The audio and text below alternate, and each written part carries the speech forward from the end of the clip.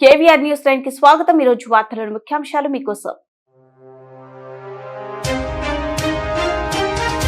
ఎందరో మహానుభావులకు నిలయం కృష్ణా జిల్లా ముఖ్యమంత్రి చంద్రబాబు నాయుడు.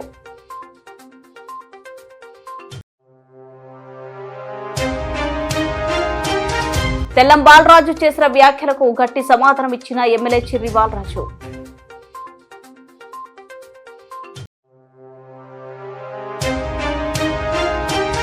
జర్నలిస్టుల సమస్యల పరిష్కారం కోరుతూ మంత్రి డోల బాలకి వినతి పత్రం.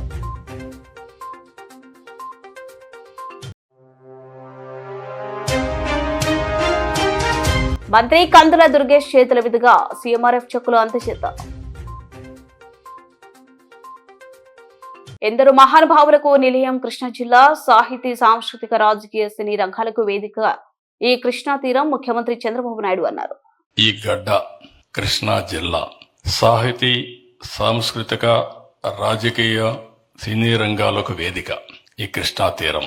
ఎంతో మహానుభావులని అందించిన గడ్డ ఇది. భోగరాజు పట్టాభి సీతారామయ్య గారు, గొట్టిపాటి బ్రహ్మయ్య గారు, చండ్ర రాజేశ్వరరావు గారు, కేఎల్ రావు గారు, మండలి వెంకటకృష్ణారావు గారు. ఇటీవల ఈ రాష్ట్రంలోనే కాదు ప్రపంచానికే తెలుగు జాతిని గుర్తు తెచ్చినటువంటి గౌరవాన్ని తీసుకొచ్చినటువంటి ఎన్టీ రామారావు గారు కూడా పుట్టిన గడ్డ ఈ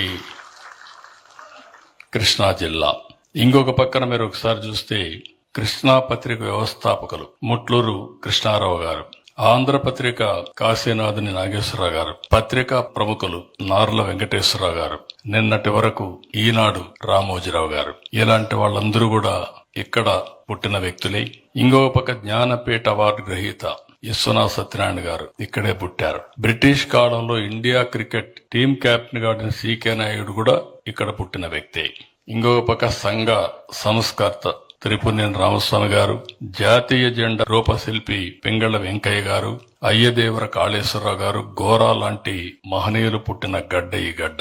సినిమాల్లో కూడా మనం చూస్తే అటు అక్కినేని నాగేశ్వరరావు గారు గాని, ఘంటసాల గాని ఇలాంటి ఎంతో మంది పుట్టిన గడ్డ.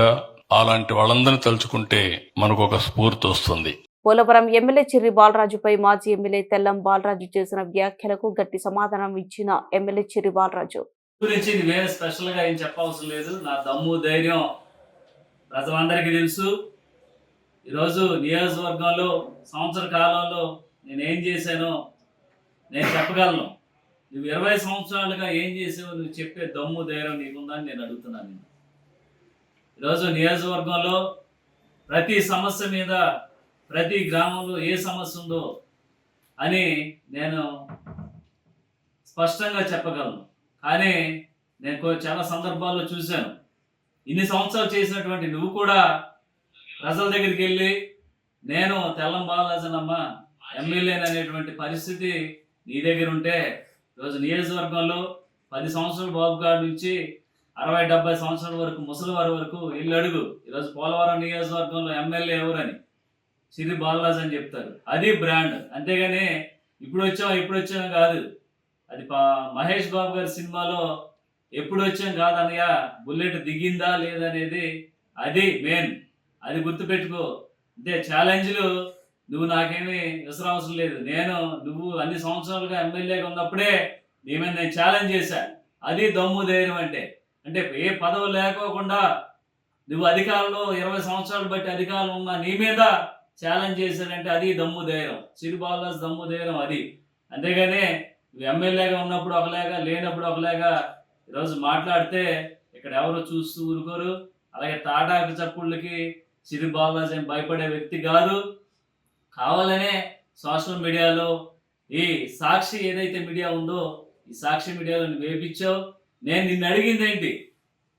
నిన్ను 1 సంవత్సరంలోనే నేను 100 కోట్లు డబ్బులు తీసుకున్నానని ఈ సాక్షి మీడియాలో ప్రచారం చేశావు. ఆ 1 సంవత్సరమే కాదు, 20 సంవత్సరాల్లో నువ్వేదైతే ఎమ్మెల్యేగా చేసినప్పుడు నీకేదైతే ఇన్కమ్ సోర్సెస్ వచ్చిందో అదే ఇన్కమ్ సోర్సెస్ నాకు వస్తుంది. అంటే నువ్వు డబ్బులు సంపాదించకపోతే మన కాన్స్టిట్యున్సీలో నేను ఎలా సంపాదిస్తాను? 20 సంవత్సరాల పరిజ్ఞానం ఉన్నటువంటి ఒక శాసనసభ్యుడిగా నువ్వు పనిచేసావు. అంటే నువ్వు సంవత్సరానికి 100 కోట్లు నువ్వు తీసుకుంటే నేను కూడా తీసుకున్నట్టే, నువ్వు తీసుకోకపోతే నేను కూడా తీసుకున్నట్టే. అంతేగాని ఏదో ఇందాక ఒకటి మాట చెప్పాను, బరింగల్పాడు నుంచి దుద్దుకూరు ఎంత దూరమో, దుద్దుకూరు నుంచి కూడా బరింగల్పాడు అంతే దూరం. నువ్వు తప్పు చేస్తే నేను చేసినట్టే, నువ్వు తప్పు చేయకపోతే నేను చేయనట్టే. అంటే నీకైతే ఇన్కమ్ సోర్సెస్ రాని నా దగ్గర ఏమైనా ప్రత్యేకంగా ఇన్కమ్ సోర్సెస్ వస్తాయా? 7 మండలాల్లో ఏంటనేది నీకు తెలియదా? అంతే ఏదో బురద జల్లాలి, గుడ్డ కాల్చి మీద పడేయాలి, వాళ్ళే అది చేసుకుంటారనేటువంటి ఒక ఆలోచనతో నువ్వు ఉన్నావు. రేపు చాలా ఇబ్బంది పడతావు. నేను అన్నదాన్ని నువ్వు దృష్టిలో పెట్టుకో. తెల్లం బాలరాజు గుర్తుపెట్టుకో. నేను ఏదో వాళ్ళకి ఏదో చెప్పేశాను కదా, మీడియా ముందుకు వచ్చేసాను కదా అంటే రేపు సమాధానం చాలా గట్టిగా చెప్పాల్సి వస్తుంది. రోజు 20 సంవత్సరాలకు చేసిన నువ్వు ఎటువంటి ఆలోచన చేయకోకుండా సంవత్సరానికి 100 కోట్లు అంటే ఎగేసుకుంటా మీడియా ముందుకు వచ్చేసావు. మీడియా ముందుకు వచ్చి మాట్లాడుతున్నావు. అంటే నువ్వు ఎమ్మెల్యేలు చేసి ఎంత తిన్నావు? అంటే నువ్వు తిన్నావు కాబట్టి నేను తిన్నానని అంటున్నావా? అంటే అది నిజమైతే ఇది నిజమే. నువ్వు ఎక్కడికి వస్తావో చెప్పు, ఎక్కడ మాట్లాడదావు చెప్పు. నేను సంవత్సర కాలంలో నేను చేసినటువంటి డెవలప్మెంట్, 20 సంవత్సరాలుగా నువ్వు ఏం డెవలప్మెంట్ చేసావు మన ఇద్దరు మాట్లాడుకుందాం, ప్రజలకు తెలుస్తుంది. ఈరోజు నెక్కరేసుకున్న నేనే నిన్ను ఓడించాను, గుర్తుపెట్టుకో. నెక్కరేసుకున్నా అంటున్నావు, నా ముందు ఓడిపోయావు. సిగ్గు రావట్లేదా నీకు దమ్ము ధైర్యం ఉంటే సంవత్సర కాలంలో నేను చేసింది నిరూపిస్తా, నువ్వు నిరూపించు. ఇలాగా ఏదో మీడియా ముందుకు వచ్చేసి మాట్లాడేవంటే ఏం కుదరదు. ఇలాంటి తాటా చెప్పులకి నేను భయపడే వ్యక్తిని కాదు. తస్మా జాగ్రత్త. ఏదైనా మాట్లాడేటప్పుడు ఆచితూచి మాట్లాడు. ఏదో మీడియా ఉంది కదా, సాక్షి మీడియా ఉంది కదా, డబ్బులు కొట్టేద్దామంటే మీ అందరూ కూడా న్యాయస్థానం ముందు చేతులు కట్టుకొని నించొని శిక్ష అనుభవించేటువంటి పరిస్థితి తీసుకొస్తాను మరొకసారి తెలియజేస్తూ, మీడియా సముఖంగా నేను చెప్పేది ఒకటే, సంవత్సర కాలంలో 100 కోట్లు సంపాదించే ఎమ్మెల్యే ఏజెన్సీలో నేనుంటే మరి 175 నియోజకవర్గాల్లో అంతకుముందు పనిచేసినటువంటి ఎమ్మెల్యేలు, అంతకుముందు చేసినటువంటి ఎమ్మెల్యేలు ఎన్ని వేల కోట్లు సంపాదించాలి? అంటే ఈరోజు పోలవరం చిరు బాలరాజుకి వచ్చిందంటే మిగతా ఎమ్మెల్యేలకు రానట్టు కాదు, గుర్తుపెట్టుకోండి. ఈరోజు 100 కోట్లు సంపాదించుంటే నిజంగా వాస్తవంగా ఇక్కడ ఇన్కమ్ సోర్సెస్ ఏదనేది మీకే వదిలేస్తున్నాం. ఇక్కడ 7 మండలాలు ఏజెన్సీ మండలాలు, ఎక్కడ కూడా సరైన సదుపాయం లేనటువంటి మండలాలు. రోడ్లు లేవు, ఉండడానికి ఇల్లు లేవు, సరైన వసతులు లేవు, కరెంట్ లేదు, మంచినీరు లేదు. ఇలాంటి ఏజెన్సీ ఏరియాల నుంచి ఎవరు 100 కోట్లు ఇచ్చేది? ఎలా సంపాదిస్తారు? అసలు ఇన్కమ్ సోర్సెస్ ఏంటి? పోలవరం ప్రాజెక్ట్ ఉంది, అది కేంద్ర ప్రభుత్వానికి, ఎమ్మెల్యేకి సంబంధం లేనటువంటి ప్రాజెక్ట్. అది కేవలం ప్రోటోకాల్కి సంబంధించి మేము అక్కడ వర్క్ చేయించడానికి మేము ఉంటాం, కానీ కేంద్ర ప్రభుత్వం నుంచి అది మొత్తం మానిటరింగ్ మొత్తం కేంద్ర ప్రభుత్వం నుంచి చేస్తారు. 7 మండలాల్లో ఇన్కమ్ సోర్సెస్ ఏంటి? బంగారం కానీ లేకపోతే వజ్ర వైడూర్యాలు ఇక్కడ దొరకవు. ఇది అడవి ప్రాంతం, ఇక్కడ చెట్లు పుట్టలు తప్ప ఏం దొరకవు. అలాంటివి ఏదో యూట్యూబ్ ఛానల్లో ఒక పీడిఎఫ్ పేపర్లో వచ్చిందని బుర్ర లేకుండా మాట్లాడేటువంటి శాసనసభ్యుడికి నేను అసలు మరి ఏం చెప్పాలో కూడా తెలియదు. నేను సీనియర్ని అంటున్నాడు, సీనియర్ మాట్లాడే మాటలా ఇది? నేను జూనియర్ని అనుకుందాం, నేను జూనియర్నే, నువ్వు ఎమ్మెల్యేగా ఉన్నప్పుడు నేను ఎక్కడ లేచి తిరిగాను. నువ్వు మాట్లాడే పద్ధతి ఏంటి? అసలు నీకు బుర్రుండి మాట్లాడుతున్నావు, బుర్ర లేకుండా మాట్లాడుతున్నావు? ఒక మాట మనం మాట్లాడామంటే మనం ఒక ఉన్నతమైన పదవిలో నుంచి బయటకు వచ్చాం, దాన్ని మనం మాట్లాడామంటే 10 మంది మనం దాన్ని వక్రీకరించకూడదు. అలాంటి పరిస్థితుల్లో నువ్వు ఈరోజు అడెవడో పీడిఎఫ్ పేపర్ 100 కోట్లు అని చెప్తే దాని మీడియా ముందుకు గొడ్లాగేసుకుని వచ్చేసి చెప్తున్నావు. రేపు నువ్వు కూడా ఇబ్బంది పడే పరిస్థితి ఏర్పడుద్ది. తెల్లం బాలరాజు గుర్తుపెట్టుకో. ఒక శాసనసభ్యుడిని నోటికి వచ్చినట్టు మాట్లాడితే అందరిలాగా చూసుకుని ఏదో సింపుల్గా చూస్తే మనిషిని కాదు, ఖచ్చితంగా న్యాయస్థానం ముందు చేతులు కట్టుకొని నిలబడే పరిస్థితి ఏర్పడుద్ది. తస్మాత్ జాగ్రత్త ఉండడం మరొకసారి హెచ్చరిస్తున్నాను. జర్నలిస్టుల సమస్యల పరిష్కారం కోరుతూ ఈ రోజు ఏపీయూడబ్ల్యూజే ఆధ్వర్యంలో ఒంగోలు రాష్ట్ర సాంఘిక సంక్షేమ శాఖ మంత్రి డోలబాల వీరాంజనేయ స్వామిని కలిసి వినతి పత్రం అందజేయడం జరిగింది. ఈ కార్యక్రమంలో రాష్ట్ర అధ్యక్షులు ఐవి సుబ్బారావు, జిల్లాలోని ప్రింట్ అండ్ ఎలక్ట్రానిక్ మీడియా జర్నలిస్టులు పాల్గొన్నారు.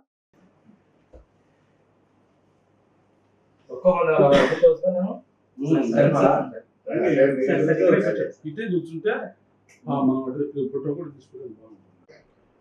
రాష్ట్రంలో మన గవర్నమెంట్ 14-19 ఉంది కదా, 23,000 మంది 9,000 చివరిలో 2,000 ఏమి కొత్త నిబంధనలు పెట్టి ఆర్థిక రికార్డు చేశాక ఈనాడు లేవు. జ్యోతిలో ఏమో 3 lakh సర్టిఫికేట్ మీరు వచ్చి సంవత్సరం అయిన దానికి 2,000 చేస్తున్నారు కొత్త ఇటున్నా. ఆడేమైందంటే ఆర్థిక అనేది లోకేష్ గారు ఇంజనీర్స్ పైబడి మీరు ఛానల్స్ పత్రికలు పనిచేసి పెట్టుకొని ఉన్నోళ్ళకి అంతకుముందు 10-15 ఏళ్ళు పనిచేసి అప్లికేషన్ ఉన్నాయి కదా, అసలు వరకు నేషన్ తీసుకున్నారు. ఇవన్నీ కలిపి ఉద్యోగం తయారు చేశారు. పోయినసారి కాకపోతే ఏమి రాదు. ఇంకోటి ఈ వర్కింగ్ జర్నలిస్ట్ అధికారికి ఆ సంవత్సరానికి 1,250 కడితే మా ఫ్యామిలీలో ఎవరైనా 5 లక్షల వరకు వాడుకోవచ్చు. అది ఆ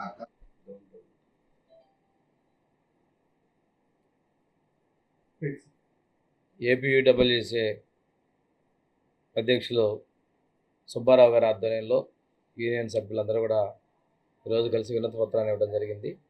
దీనిలో జర్నలిస్టులకు సంబంధించినటువంటి చాలా కాలం నుంచి ఉన్నటువంటి సమస్యలు ఏవైతే ఉన్నాయో వాటిని పరిష్కరించే విధంగా ప్రభుత్వం నుంచి సహకారం కోసం వాళ్ళు రిప్రజెంటేషన్ ఇవ్వడం జరిగింది. అందులో అక్రిడిటేషన్ కార్డు, దాంతోపాటు house sites, health insurance scheme, అదేవిధంగా ఇన్సూరెన్సు, పెన్షన్ లాంటివి ఇచ్చారు. వీలైనంత వరకు ఎక్కువగా వాళ్ళ యొక్క డిమాండ్స్ని పరిష్కరించడానికి ప్రభుత్వం సిద్ధంగా ఉంది. ఇప్పటికే క్యాబినెట్ సబ్ కమిటీ ఒకటి ఏర్పాటు చేసాం. ఆ రిపోర్ట్ కూడా రావడం కూడా జరిగింది. వీటినంటే ఆమోదించి వీళ్ళంతా తీసుకొస్తే ఈ విషయాన్ని కూడా నేను ఐఎన్పిఆర్ మినిస్టర్ గారి దృష్టికి, అదేవిధంగా ముఖ్యమంత్రి గారి దృష్టికి కూడా నేను ఈ విషయాన్ని ఈ రిప్రజెంటేషన్ కూడా పంపించి వీలైనంత వరకు అమలు పరిచే విధంగా మా ప్రభుత్వం తరఫున కృషి చేస్తానండి.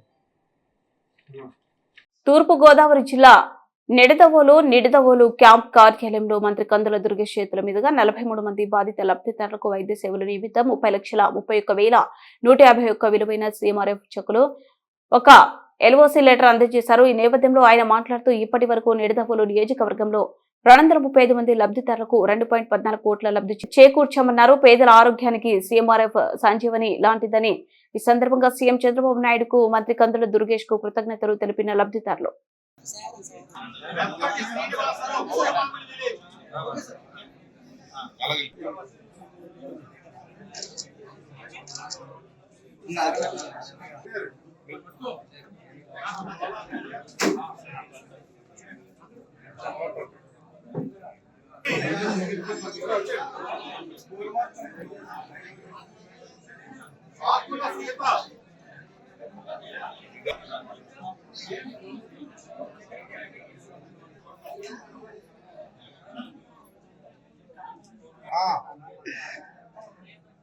నెక్స్ట్ పేరు చదవండి.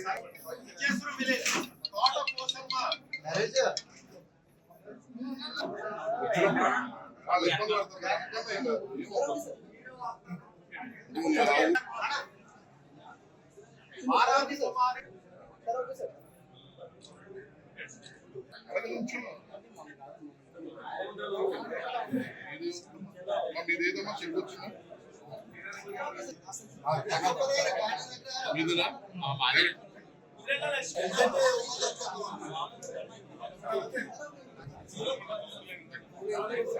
చెప్పి తీసుకున్నారు వచ్చాను సార్.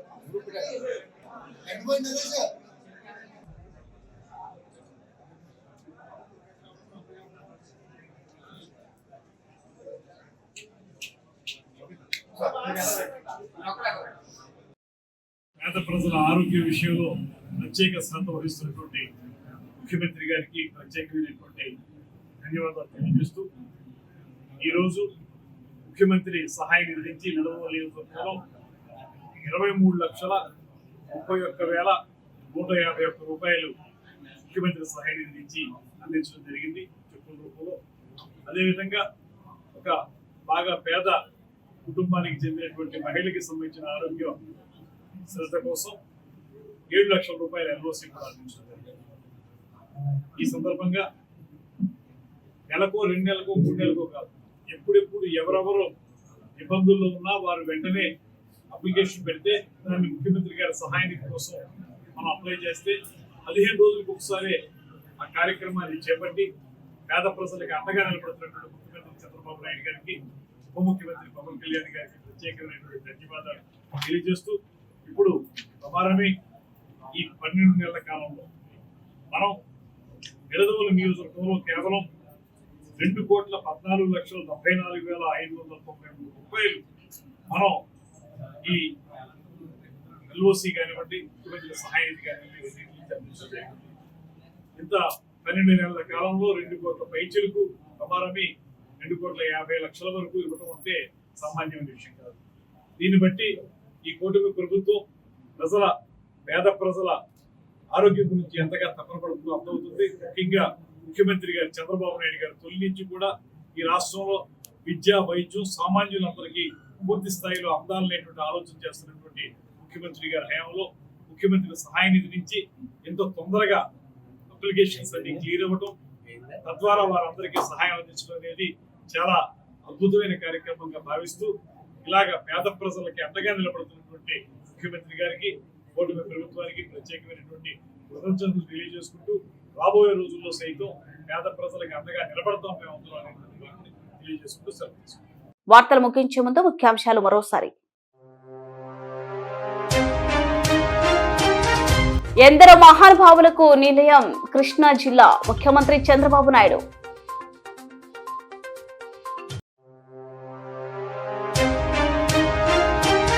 తెల్లం బాలరాజు చేసిన వ్యాఖ్యలకు గట్టి సమాధానం ఇచ్చిన ఎమ్మెల్యే చిర్రి బాలరాజు.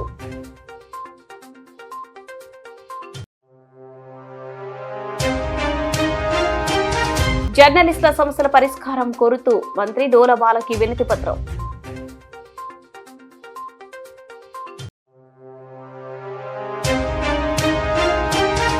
మంత్రి కందుల దుర్గేష్ చేతుల మీదుగా సీఎంఆర్ఎఫ్ చెక్కులు అందజేత.